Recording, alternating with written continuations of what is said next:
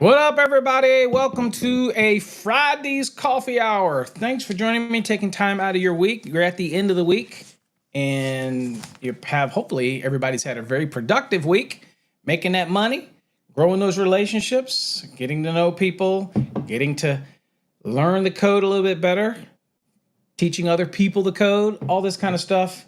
Hopefully, that's how your week's gone. Thanks, everybody, for joining me here on Coffee Hour.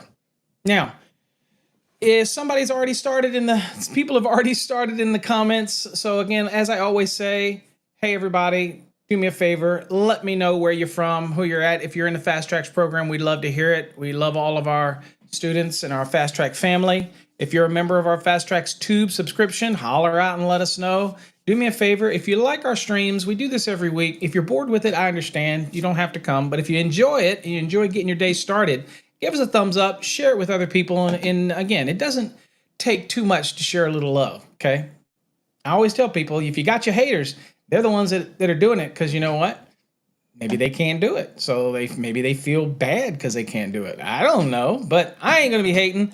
I'm excited you're all here. So let's do some shout outs real quick to everybody that's joining us today.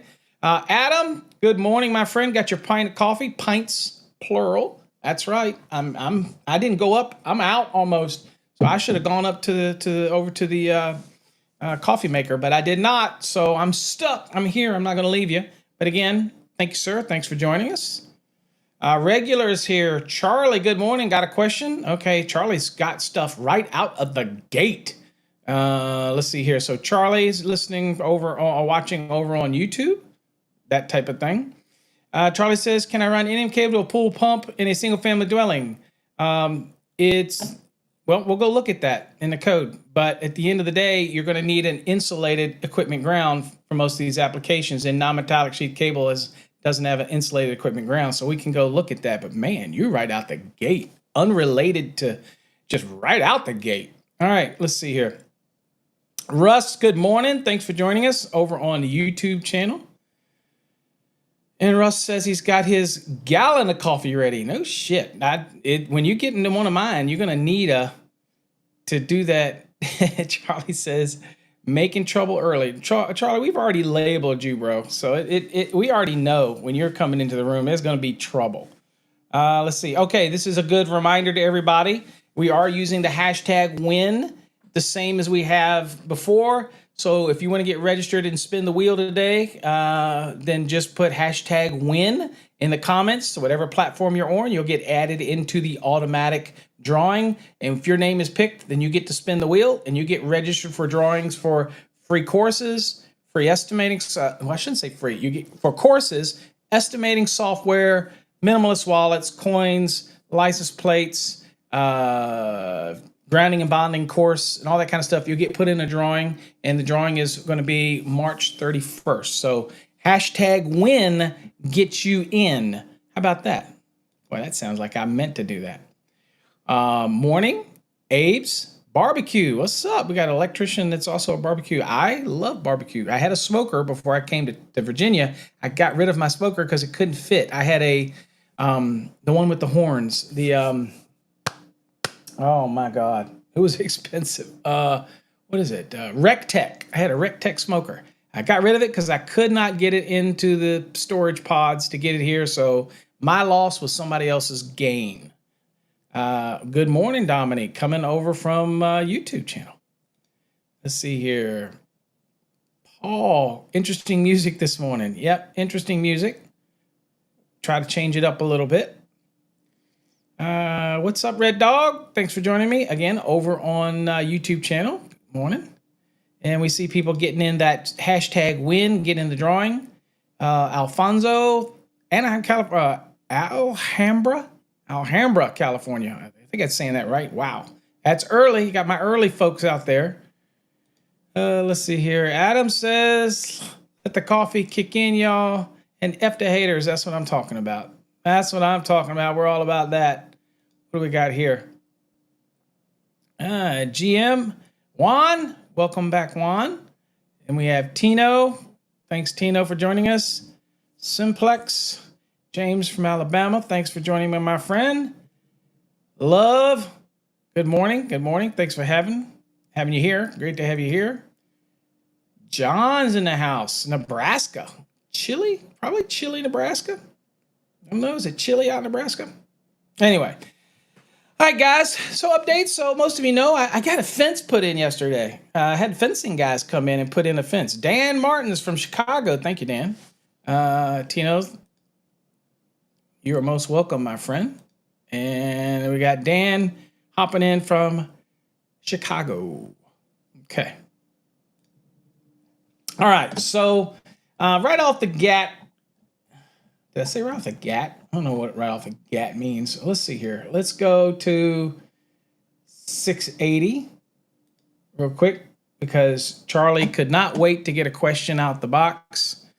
So let's go there real quick and see if my screens work. Okay, everything seems to be working. Okay, so all right, so we go down to I guess this pool pump motor. Okay, all right, the wiring methods. All right, for pool pump motor, it says okay, that's for necessary. Let's see here, pool pump replacement. We'll assume you're running GFCI protection. We'll assume that. So is your pool pump motor by chance have to be flexible? Okay. Well, if it is, and fluid flexible means, people can argue that non-metallic sheath cable is very flexible, right? But sad to say, it really isn't very flexible. There's your replacement rule. Let's see here.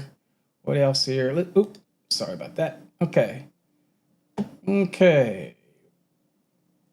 Let's say so. Let me ask you a question real quick, Charlie. Is your pool pump? Oh, let me go back to chats here.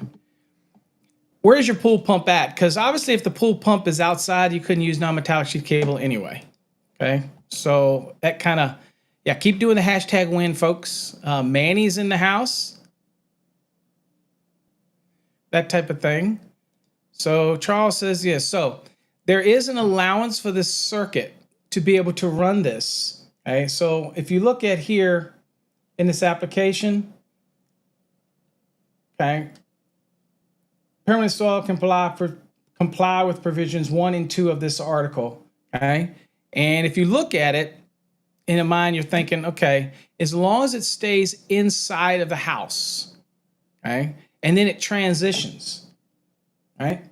So one of the things for me would be you'd be okay on the inside of the house, but if you hit a junction box on the inside and you transition when you go outside, obviously you can't use non-metallic sheath cable outside.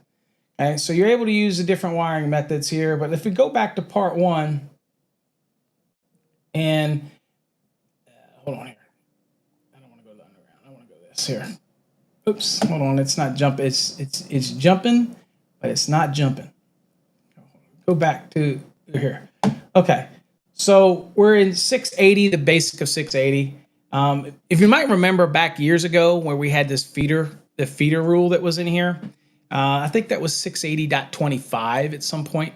And it was okay for it to be inside as long as it was a covered equipment ground. Covered means it had the sheathing on it. That went away simply because it just basically said, you know what, you can use any of the Chapter 3 wiring methods. So we didn't have a problem with it if it's inside of the house. I don't know why I guess the question is, most of the pool pumps I've dealt with aren't inside, right? But the inside portion, okay, is one of those things where the inside portion of it, you're okay because you'd be running it in the walls or you'd be running it protected and all that kind of stuff. It's where it transitions to outside is where you would have a problem. And don't worry about your fingers. I'm on you. I got you. So I don't think there's any problem with anything. Okay. So if you see right here, I think it's all going to depend on where your location you're running it from. Okay. I think you'll be okay. That type of pump. Now, probably a double insulated pump, but you don't get a lot of information here on it. So I would think that Chapter 3 wiring method would be fine.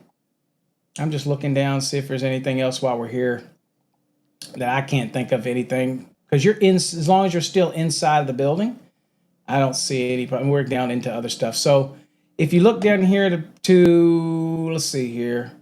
Let's see. I gotta make sure where I'm at. Bear with me, Charlie. You hit me early on this damn morning, and I want to make sure that I'm not in somewhere we don't need to be. Hold on here. I want to get back to chapter 1. Hold on. Listing requirements here. Okay, so let's see here. I don't think you're going to be any problem with it, Charlie. Only problem we have is where you get into cord and plug connections and you're looking at flexibility and all those type of things. Then it's going to want to have an insulated equipment ground. But other than that, if it's just feeders and branch circuits, feeders and branch circuits installed in a corrosive environment or what location shall contain an EGC that is insulated. It sounds like you're not in a corrosive environment. Sounds like your part inside the building, you're okay. But the moment you move to the corrosive environment or you move outside, then you're going to need to insulate equipment again, and it's going to end up making non-metallic sheath cable something you can't use. So I think, and I was just wondering if it showed an example right here. Sometimes I like examples, but it doesn't really, it's not a good example, that type of thing. But I think you get the, hold on, let me get back here. I think you get the point, right? There you go. Okay, so I think you get the point. So as long as I'm inside, I'm not in a corrosive environment. That changed a couple cycles ago where we were so harping on it, but we had this allowance, and it really started from that feeder that said, if you had a feeder to a pool to a pool panel, what part of the equipment ground had to be insulated? Well, it gave an allowance for the part that's inside the building.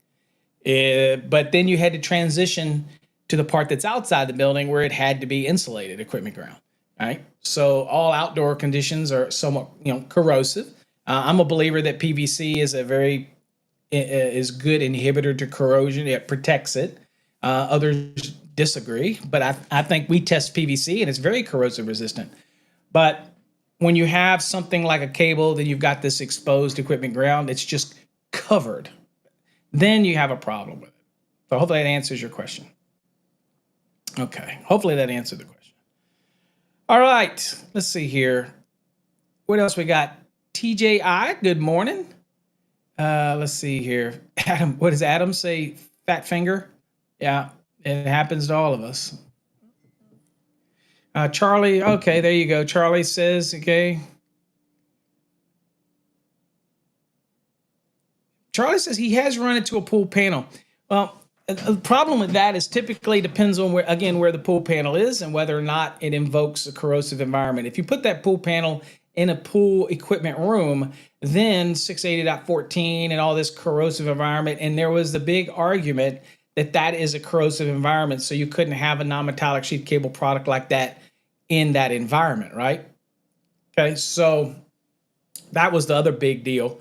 But then I made an argument to people that what about if you put the panel, if you're okay with the panel, what about the breakers? They're plastic. What about the other component? What about most of the luminaires are plastic? Hell, the pool pump equipment most of the time is plastic. So they couldn't really answer that question because they didn't like the thought of using PVC jacketed MC in those environments. And I told them, I said, PVC jacketed MC, the PVC is very corrosive resistant, that type of thing. So it was a big argument we had a couple cycles ago. So now, interesting enough, I'll show you the wording so I can show you how I get around this. You ready? Hey, good morning, Samantha from Hanford. Beto, good morning. Getting the hashtag win out there. Remember, hashtag win gets you in the drawing. TGI, good morning. Thanks for joining me. Hope I don't miss anybody because I'm trying to keep an eye on multiple screens. But real quick, let's go look real quick since we're kind of having that discussion. So here is 680.14 for Charlie. It says, wiring methods shall be suitable for use in corrosive environments. And so this is a part where we stop, right? So this part right here, for those that ask, this part right here, this is where I believe PVC jacketed MC is perfectly fine. Why? Because it's evaluated for corrosive environments. If you actually look at 330.12, and part of the application for PVC jacket or is an impervious jacket, and that's what it is when we extrude it over it. So I'm a believer that that wiring method is suitable for use in a corrosive environment. We can run it outside. We can direct bury it in the earth, corrosive environments. So why would I not be able to use it on a pool application? You get what I'm saying? And a lot of people didn't agree, and they tried to rewrite this so that you couldn't use PVC jacketed MC. They really did spend a lot of effort at the code meetings a couple cycles ago trying to really restrict the use of PVC jacketed MC. It was crazy. But this first sentence is what I worked on with them in the night to make it clear, right? And then it goes on, it hits a period. And this is why code is sometimes hard to understand. It hits a period. Then it goes rigid metal, intermediate metal, rigid polyvinyl chloride, conduit, PVC, by the way, reinforced thermosetting resin, RTRC, and liquid tight flexible non-metallic conduit, okay, shall be considered suitable for the use. So this is just calling out different types of wiring methods that they consider, that is considered to be suitable for the use. But the very first line, first sentence is wiring methods shall be suitable for the use in corrosive environments. Well, that by virtue of PVC jacketed MC, it is already evaluated for use in a corrosive environment. So it doesn't have to be in this list down here. You get what I'm saying? And of course, this talks about aluminum conduit, whatnot, that type of thing. Okay, so that's where we got that there. And then of course they added this in the last cycle, probably because of my whining and crying, that said other equipment shall be suitable for use in corrosive environments or be installed in identified corrosive resistant enclosures. Equipment listed for pool and spa use shall be considered suitable. So that means it's been through the evaluation, okay, that type of thing. And then, of course, you get into these wiring methods that we talked about now. And again, nothing precludes any of the Chapter 3 wiring methods, except for it just depends on where the location is. So you're inside. I don't have a problem with SER running to something. I don't have a problem with NM running to something. As long as with the NM, it's in the dry location and you're not in a corrosive location, that type of thing. So again, I like to think you have some leeway here. Oh, and by the way, for all those ninnies out there that say, no, MC cable doesn't say what Paul just said, because I've got my haters and they forget I make it for a living. So we'll go back and look here at the uses permitted. Okay, so here's our MC cable. Okay, it's permitted. Yes, it can be in a raceway. People ask that all the time. Yes, it can be direct buried where identified, right? Yada, yada, yada. It can be in damp or wet locations where a corrosive resistant jacket is provided over. Hello? And this is what we do. We put a jacket resistant to moisture is provided, okay? Here, the metallic covering is impervious to moisture, okay? And the insulated conductors that we put inside of it are rated for wet location, that type of thing. But it lets me do any of the following. So what do? We put a PVC impervious jacket on it. And it's designed to go in corrosive environments like direct burial. Now, not the same other severe corrosive. It didn't say that in 680.14, right? Didn't say that. So PVC jacketed MC is perfectly fine to use for applications outside like that, okay? But that's how we got there. And it was, you should have been there. It was a big argument in Code Panel 17. Anyway, David, thanks for joining me this morning. Okay. All right, folks, like I say, let me get me geared up here. Hold on here. Okay. So like I said, what we're doing here, folks, and let me go here so you can kind of look and see what we're doing before we get into anything. We're doing contests. The drawing is on this day. What you have to do to win is, by the way, let's just see here. Let's reset this giveaway so you can see. All right, so here's what you do. You just got to type hashtag win in the comments wherever you're watching from. Hashtag win. Okay. So there you go, Charlie. Good. I'm glad that hopefully that helped you, Charlie. It's a good little detail that we can talk about. All right, so that's what you do to win, folks, and we'll spin the wheel and you can get listed to win. As you can see, those names that are going by are those that hit the hashtag win. All right, let's get into a lesson because I'm talking way too much. All right, so let's look at this first question, folks. You got your code books handy, you're ready to go, energy's pumping, got your coffee. All right, first question, it says, the service demand. Think about the question, folks, because when I pull away from the question, I'll need you to remember it. The service demand for a apartment building is, and don't just guess, if you know, give me the code references, okay? The service demand for an apartment building, and we'll do that thanks to James from Alabama, who says that I'm gotten too soft on these code questions. All right, so the service demand for an apartment building for a 40-story apartment, a 40-unit apartment building. It's got 40 units.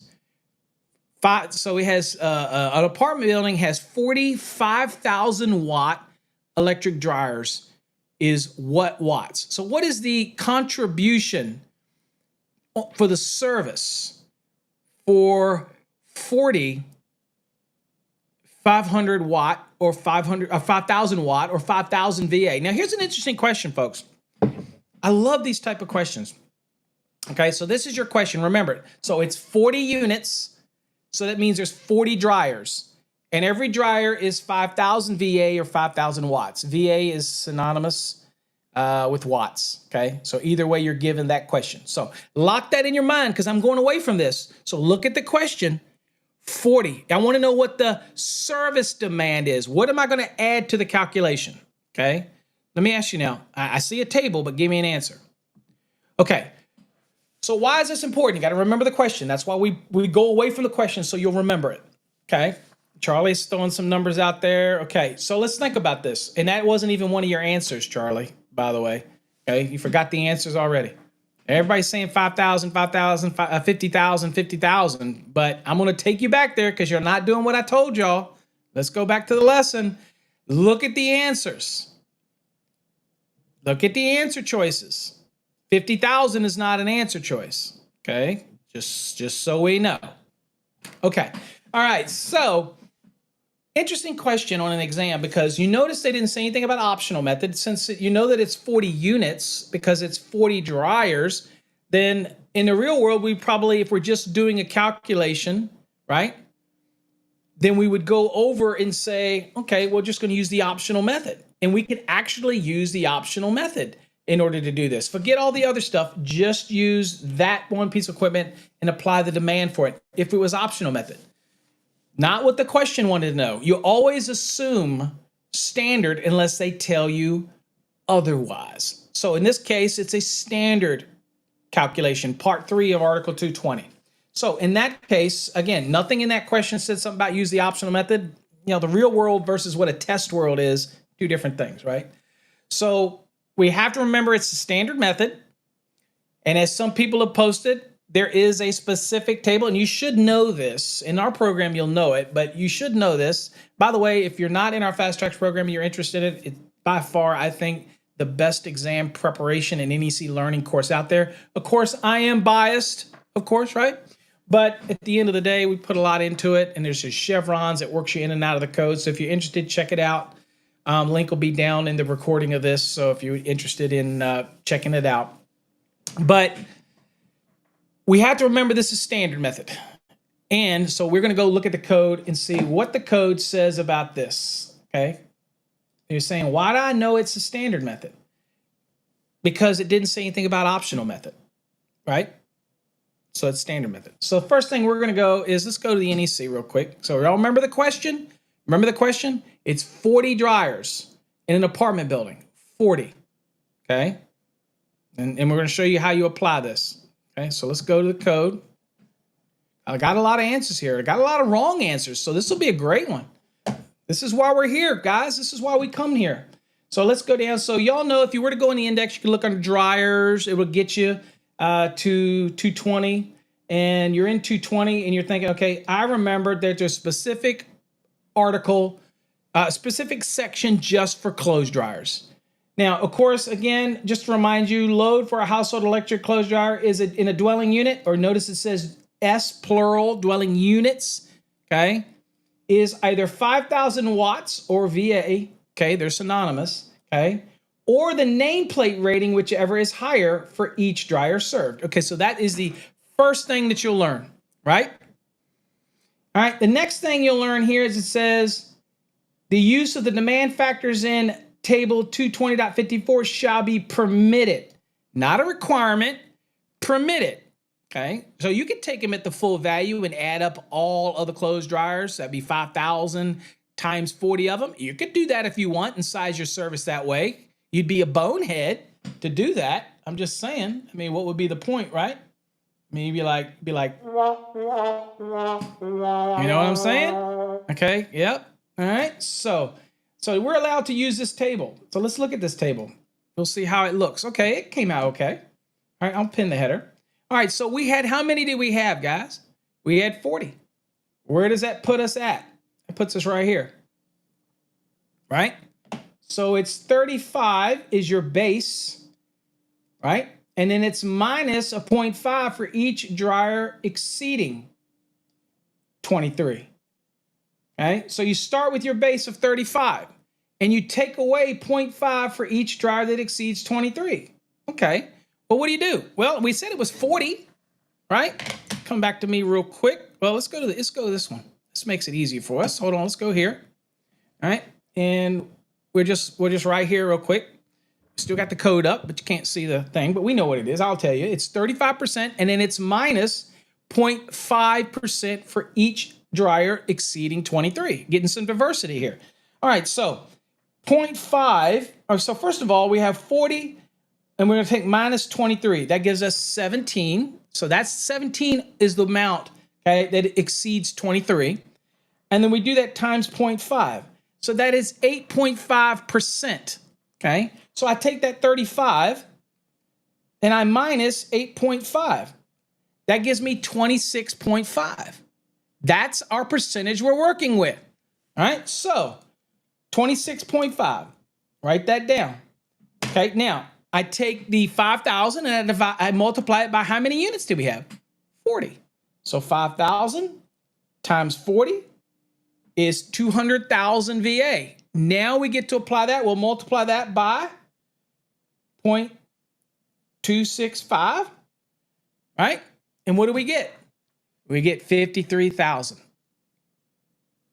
Now, you might have a fancy-dancy calculator that you might do the 200,000 times 26.5 and hit the percent key. Either way, it's going to give you 53,000. So that is one of those ones that hopefully, if you got nothing out of the day's episode, give me some love, share some likes, give me some whoop, whoop, whoops, and at least you know how to apply this table, okay? So that's what we got. So that's how you apply this portion of the table. Now, if you're 43 and over, you just fly a flat 25%. But here you had to do a little something. All right. So let's go back to the question. All right. So the answer here is 53,000. And there's our reference. Okay. So that's just kind of how you flow through it. Let's do another question. All right. Here's an interesting one here. So 3. Ooh, this is going to be a good one. God, we got good ones today, guys. 3-aught AHW, which doesn't exist, but doesn't matter. I mean, it doesn't exist, but it doesn't really matter. Aluminum conductors. All we care about is this right here. Okay, so this might try to throw you. Don't let it throw you. 3-aught AHW. Yeah, we got some woot woots going out. I need to get a woot woot sound on my thing here. I don't have a. That's all I got. All right. It says aluminum, and it says, so we have 3-aught aluminum conductors in parallel that run a distance of 678 feet will have a total resistance of blank ohms. So remember, when we parallel it, we're dropping the ohms, okay? It's basically acting like one conductor with more surface area. But we have to start out somewhere on this question, okay? Now, don't just throw me the answers, or don't try to throw me answers. Let's work through this. This is going to be a great learning episode on a Friday, Okay, and then we'll roll this, we'll do the spin the wheel after this one and get you some giveaways. All right, let's go to the code really quick and see where we would start this journey. So the first thing I need to start this journey is I need to find out what the resistance is. It's a basic resistance question. It didn't give me any other variable. Okay, so I'm okay. It didn't say anything about whether it's three-phase. It just, again, it just says 3/3/0. So keep it simple. Don't overanalyze it. Don't, or I like to say, don't overanalyze it. Okay, keep it simple. So I'm going to go to chapter 9, and I'm going to go to chapter 9, table 8. And if I can find it, conductor properties. You're following me. Guys on TikTok, jump on over to the stream. You get to see the screen. All right, so I'm going to expand this so y'all all can see it. All right, so what we're talking about is 3/0, right? So we'll go down here to 3/0, right here, and it was aluminum, right? So I'm going to take this all the way out. Oh, let me pin the header. It makes it easier. Hold on, guys. All right, we'll take this all the way out. We'll pin the header. I like that pin the header feature.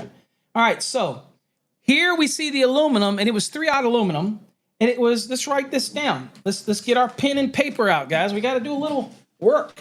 And this is what I tell you on an exam, guys. If there's a question that has to do some calcs on it or some kind of layers of calculations, make sure you do not try to do them in your first wave of your calculation. Do not eat your time up doing that first. Just mark it and move on unless you just know the answer. All right, so here we see it is 0.126 per 1,000 feet, okay? Aluminum. So 0.126 per 1,000, okay? Now, what I want to do, guys, I'll come back to me to do this. So what I want to do first is find out, okay, I get it. I want to find out what it is per foot, right? Because I don't have 1,000 feet. I got 678 feet, if you remember the question, right? So it's 3/0 aluminum, 678 feet, okay? And so, all right, so I want to find out what's the resistance on only one conductor, because I know when I parallel it, it's going to drop. But, okay, we got one conductor. Okay, it's 0.126. Now, I'm going to divide that by 1,000. Okay, y'all probably already know that if you know how to move your zeros. So I'm going to put 0.126. I'm going to divide that by 1,000 because we need to find out what it is per foot. Okay, so you get your trusty calculator out. I'm going to get mine out. Y'all should be doing this anyway, so don't worry about me. All right, so I got my calculator out. Okay, so let me clear this thing out here. Wow, Paul's blind. All right, so we got 0.126, and we're going to divide that by 1,000, and that gives us 0.000126. Y'all see that? 0.000126. So I'm going to write that down. Okay, that's why they give you scratch paper, folks, on the exam. Okay. 0.000126, okay, per foot, okay? All right, now, we had 678 feet, okay? So I'm going to go 0.000126, okay? I'm going to do that, and I'm going to do that times 678, all right? So that gives me 0.0854, so that gives me that. So there it is. There's what my resistance is for 678 feet, okay? Now, I'm going to take that, and I'm going to divide that by 3. Why am I going to divide that by 3? Because I have 3 conductors, okay? Now, hold on, somebody's trying to text me. I don't know why they're doing that. Okay, so then that gives us 0.028479, okay?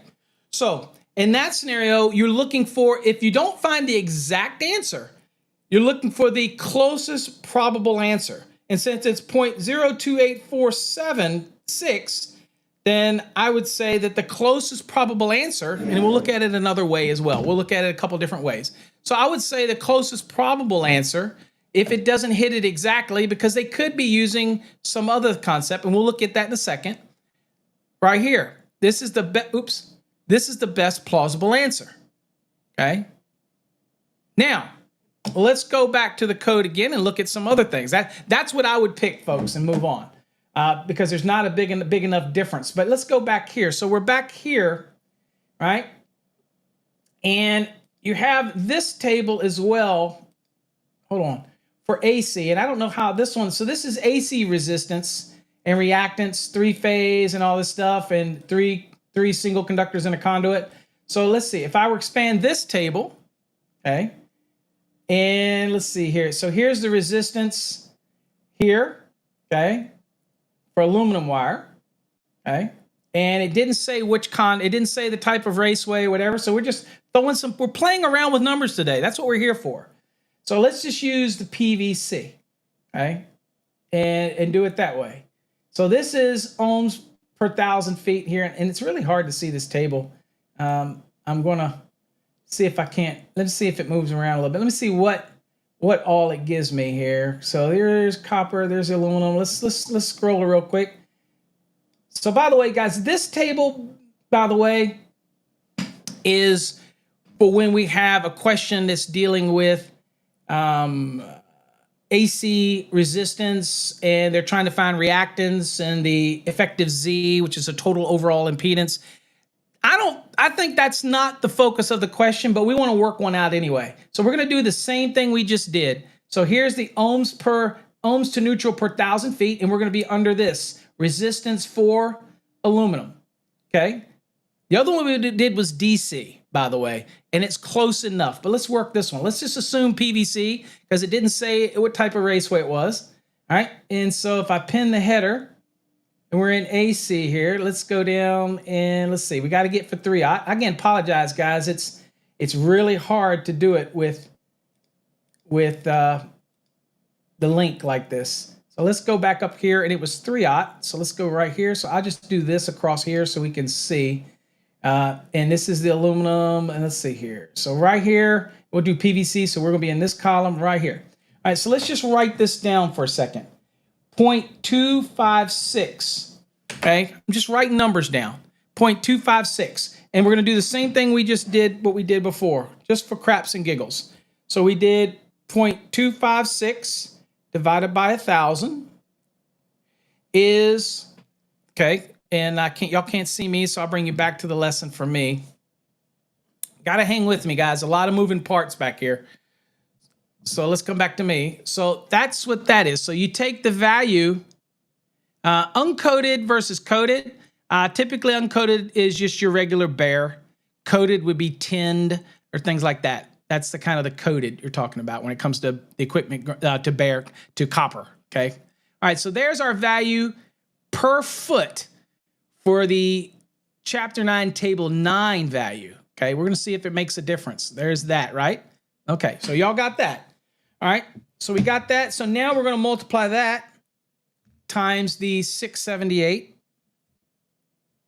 All right, and that gives me a 0.173568, yada, yada, yada. And then I'm going to divide that by 3. All right, and that gives me a number that is not even close. See that? So, point being, folks, point being, let me bring you back to the chat here. The point being, go to the best possible answer because you don't know the variables that are being used by the person asking the question, right? And it's brought it back to the best possible answer in that case, okay? So back to the lesson. This is the best plausible answer, okay? And again, it just tells you this one, it really was saying use table 8. So there wasn't any intent for you to use the reactance table of table 9. It was all about 8, that type of thing. Now, here's what's interesting, because I love doing this, dude. I get jacked on this just doing this kind of stuff, guys. I don't know why. It might be I don't know. It might be a curse. I've been doing this for so many years. It's just like it could be just, I don't know. I can't explain why. I just still love doing all this stuff. So if we go to here, okay, this was the aluminum. Now, somebody asked about the copper coat. So uncoated is what you're always going to use, just bare copper. Coated be something like a tinned copper, that type of thing. Make sense? Okay. But anyway, this is how we did it. And that's what we used. And we take the closest possible answer. And you know what? Here's the worst part about exams is don't always assume that the exam writers are correct, and you can challenge things on an exam, right? But at the end of the day, hold on, folks, there we go.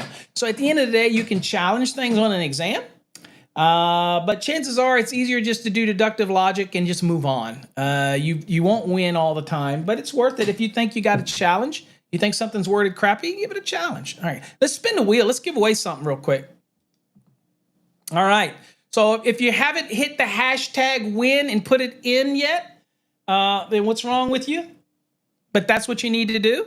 You need to do the hashtag in order to be able to do it. So if you have, or you're new, you just come in and you hadn't done the hashtag win yet. Okay. Okay. So yeah. And Titans makes a question. Again, always consider just bare copper, uncoated, bare, unless they tell you otherwise. Again, it's kind of like always assume copper unless they state otherwise. Covering it or covered is something over than the norm. Always assume copper, those type of things like so. All right. Okay. All right. Let's go ahead and see if we can pick somebody's name out.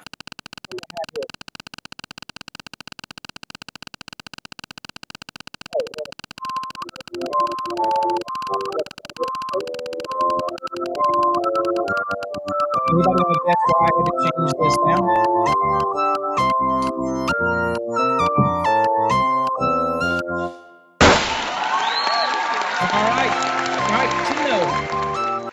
All right, Tino, I'm putting you down. You're gonna get to spin the wheel today. Hold on, let me find where my list is here. All right, number one, Tino. This is to spin the wheels. There's a couple things you can win instantly, but majority of the stuff is going to be part of a drawing that's taking place on March 31st, and it'll say drawing right beside it if it is.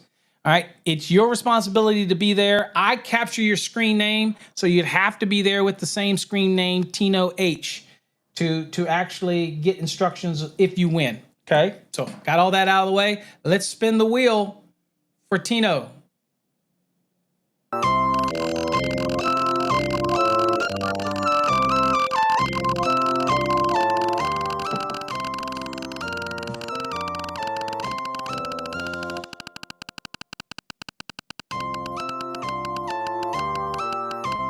We got another hard question coming up too, guys. So, all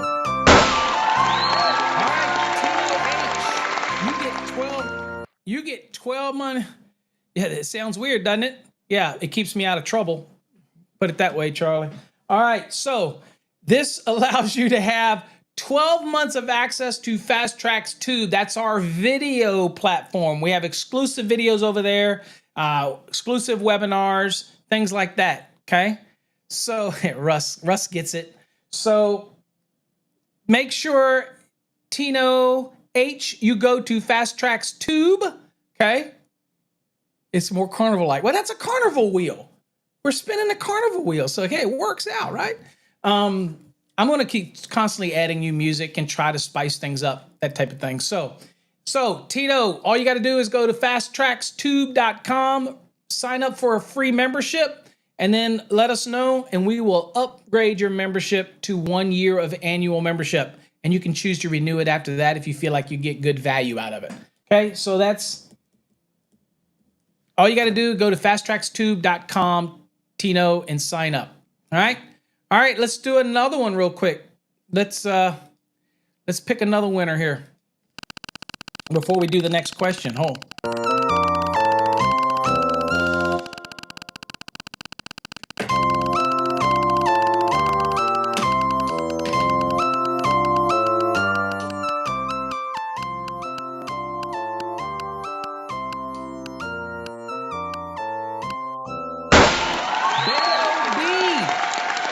New names rolling up in here. Beto B. I don't know if you're still here, Beto B.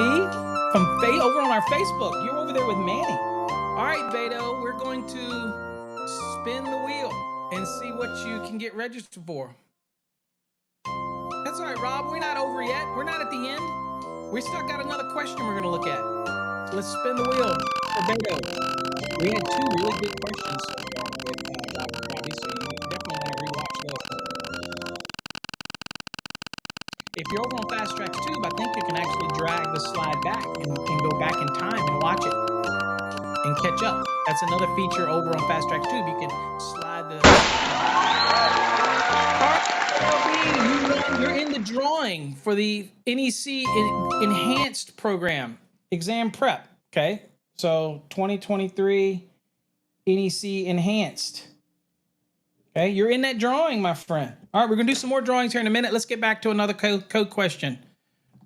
All right, next one. This will be a good one for you guys. Really gonna work. We're working the brain today, bro. We're working the brain. So you have 6, 2 AWG THWN-2 aluminum current carrying conductors in a wet location will have an ampacity of what? All right, guys.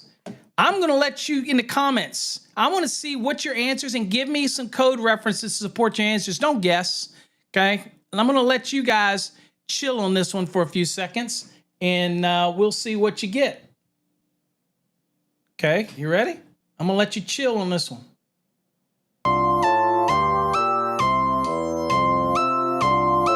And while you're chilling, I'm going to do the math.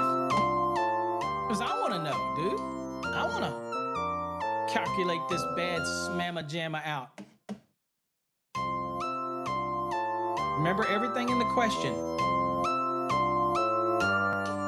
Give me some answers and code references. Folks on TikTok, see what you're missing?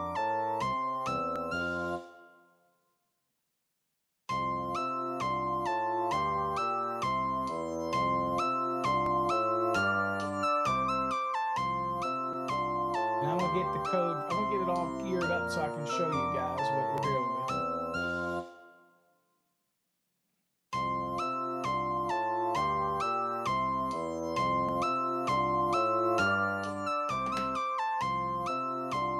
All right. Come on, guys. Come on. Come on. Somebody give me some answers in here. Charlie says, okay, Charlie's given 310-16 and 310-15 C1. Okay, Charlie, think about that answer a little bit. And he gave an answer of 100. All right. Think about it a little bit, Charlie. And we'll go look at it. Think about that answer.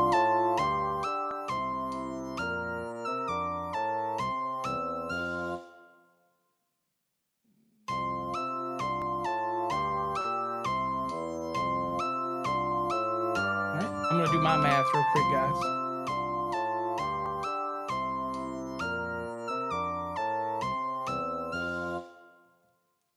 It's going to be a good one, folks.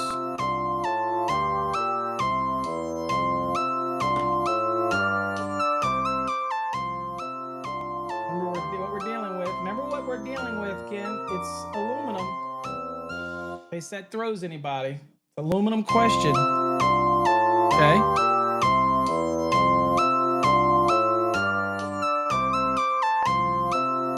And remember, it's a wet location, and remember the wire we're using. I love these kind of questions. Keep at it, guys. But I see some answers coming out of here.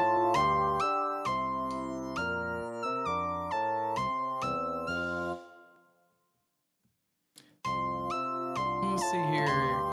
Yep, got me, not 100. Absolutely. John's, all right, John. Okay, enough of that music, that psychedelic stuff. So let's go to the code real quick. Oh, actually, let's go look at some of the answers we got here.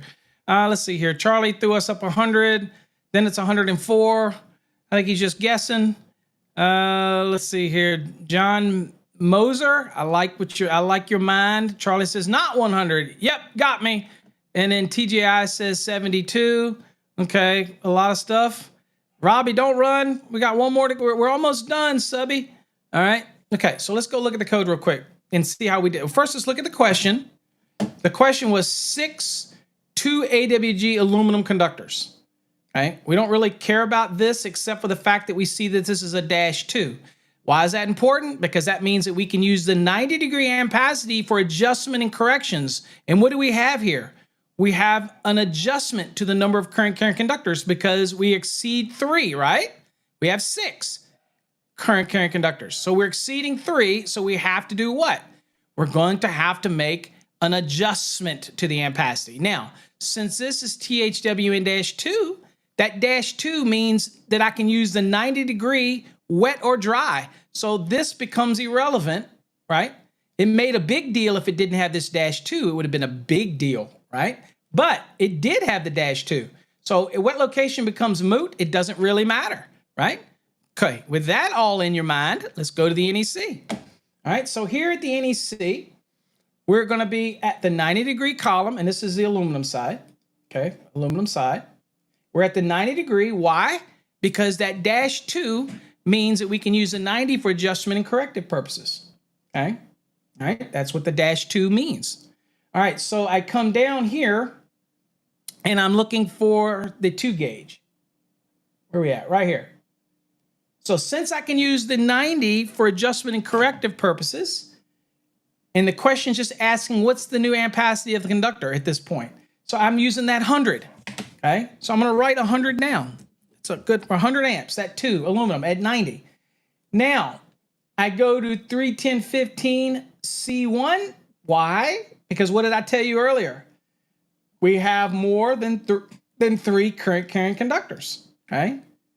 We have more than 3 current carrying conductors in a raceway. So we have to use this table. So let's go down and look at this table. This table says right here, when you have 4 to 6, then the multiplier is 80%. So we simply take that 100 times 0.80, and it's 80. Of course, it doesn't take you much to realize if it's 100 and you do it, it'd be 80, right? So that would be our answer. Okay, so come back to me. So as you can see, that would be our answer, 80. So 100 times 80% gives you 80. Don't need to do a whole lot of math for that one. But again, it could be if it was more than 100, it just works out that it's 100. So the conductor's ampacity is 80 amps because you're 80% of that 100 amp rating. See how that works? So in the question, we had to dissect it. We made sure we knew we had 6, so we knew we had more than 3, so we knew 31015 C1 is going to come into play. We knew that we could use the 90 because of the rating of the insulation, that -2. And for everybody that says, Paul, how do I know that? Okay, I can answer that too. Dude, I got all kinds of answers today. So if we go to 300 and we go to the conductors and we go to this, and we go down to, let's see here. Hold on here. Let me get to my nifty little, the nifty little 310, excuse me. If I got to get there. 310 for conductors. Oops, hold on. And we go to conductors. So we're at here and we go to 310.4. I just want to show you, and I'm sure I can't show this whole table, but I do want to show you, this is the only part that makes any difference, is if you go over here and let's go down to THWN, by the way. Here's THHN, THHW, yada, yada. Okay, here's THWN right here. Notice that it can be used in dry or wet locations. If it was just THWN, it would be 75. So you'd have to do your adjustment and corrections from the 75. We get the permission to use the higher, but see this -2? Notice it is 90. Right here, 90. Wet or dry. 90 when it's THWN-2. So that's how we were able to get to that, okay? All right, let us go back to the lesson, and we'll choose this. And there's our reference, 310.16, the table, and 310.15, C1.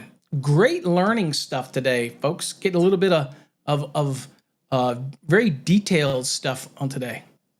Okay, so, okay. Copper's 104, yeah. But the question only wanted to know about aluminum.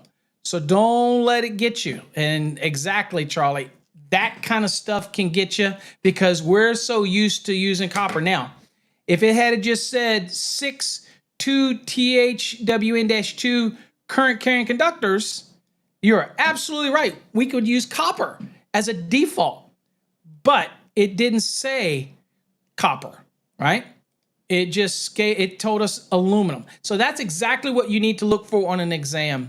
Exactly as Charlie points out here, is that we need to make sure that every question is analyzed so that we can look at it and make sure without a doubt whether we're going to be defaulting to copper or we need to use the aluminum and not get us confused, because it only takes a second to get confused. So here's some things to remember. -2 on a conductor's insulation means that it can be used for adjustment purposes, 90 wet or dry. All right, makes sense? Also for corrective purposes, where the ambient temperature is other than 30 degrees Celsius or 86 degrees Fahrenheit. That would be 31015B11. That -2 is so important. And that's why Encore Wire and Prismium put -2 on all of our products, whereas some of our competitors for the 14, 12, and 10, they do not. Be careful, because I could not do this calculation that we just did from the 90 if it was only THWN. I would have to do it from the 75, because that's all THWN's insulation is rated for. So many things to think about on an exam, that type of thing. Let's spin the wheel. Let's give away some more stuff real quick. All right, let's reset the giveaway. If you got #win, you're in the drawing. Let's go on and see what we can get for somebody. Hold on, let me do some funky music. We only got an hour, so I like to balance it out, guys. I gave you four really good questions and a deep dive on dryers, and I think that was a good lesson for today. And we even looked up pool pumps, and we talked about chapter 3. Okay, new people today. Michael Lubers. I don't know if you're still in here, Michael, but you get to spin the wheel, my friend. So we're going to spin the wheel and let you see if you win. Michael Lubers, spinning the wheel for you.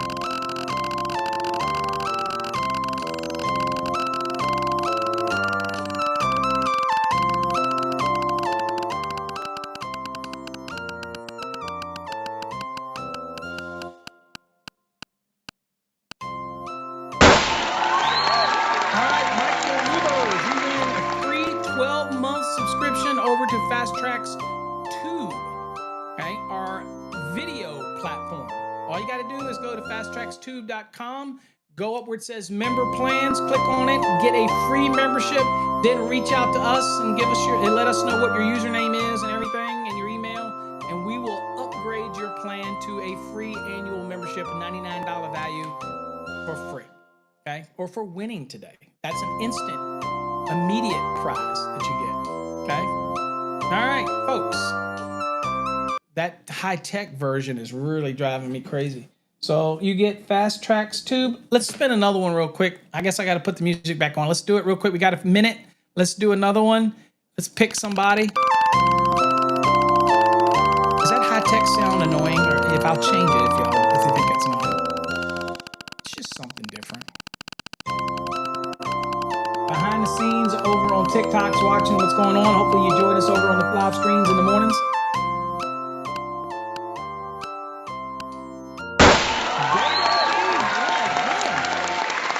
That's random, folks. Beto B gets in another drawing. I don't know if Beto B is still in here, but let's spin the wheel for Beto again. You can win multiple prizes here. We're gonna spin one more time after that, because I like to do 5 each episode. Again, it just picks them random. But you got to put the #win in there.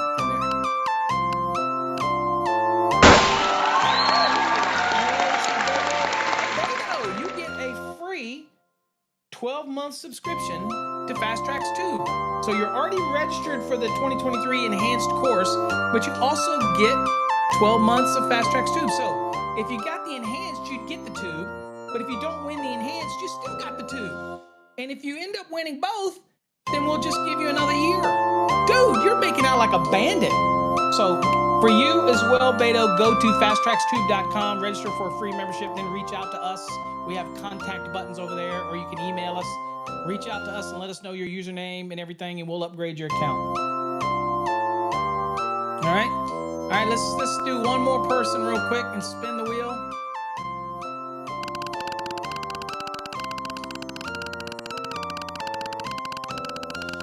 See if we can't pick another person to give away. And Beto, if you get it again, then I'm gonna start thinking this thing is flawed. I'm just saying, I never had anybody hit it 3.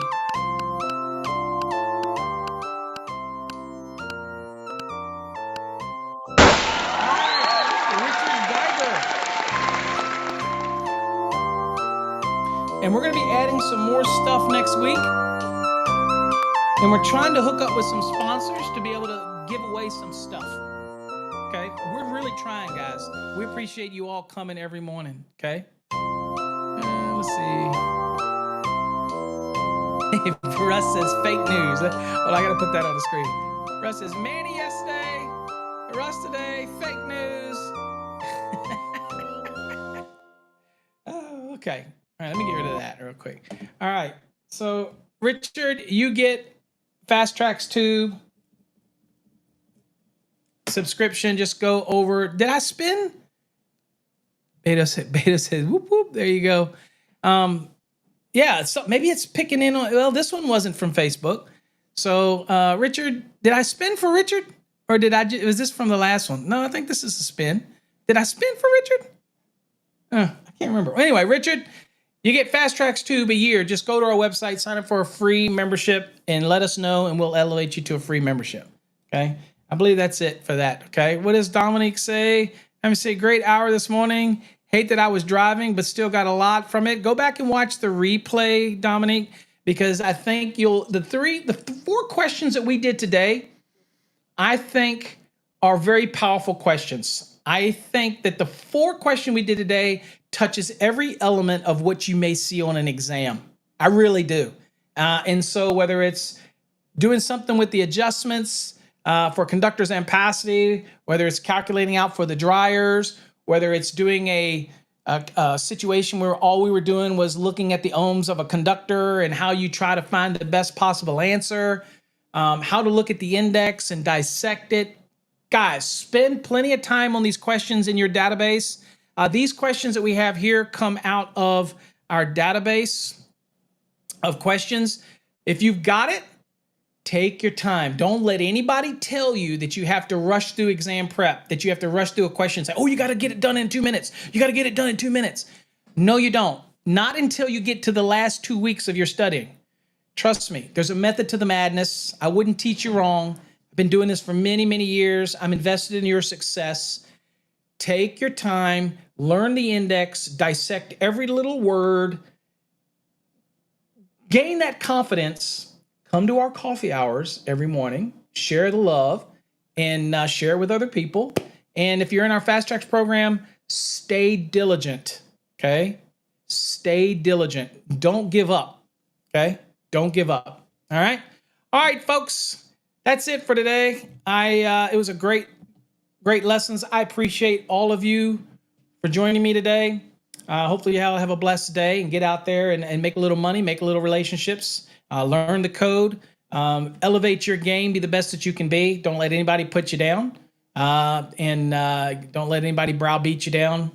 You mean something to everybody, but you definitely mean something to people that are depending on you. So it's all about you, and we're here to help.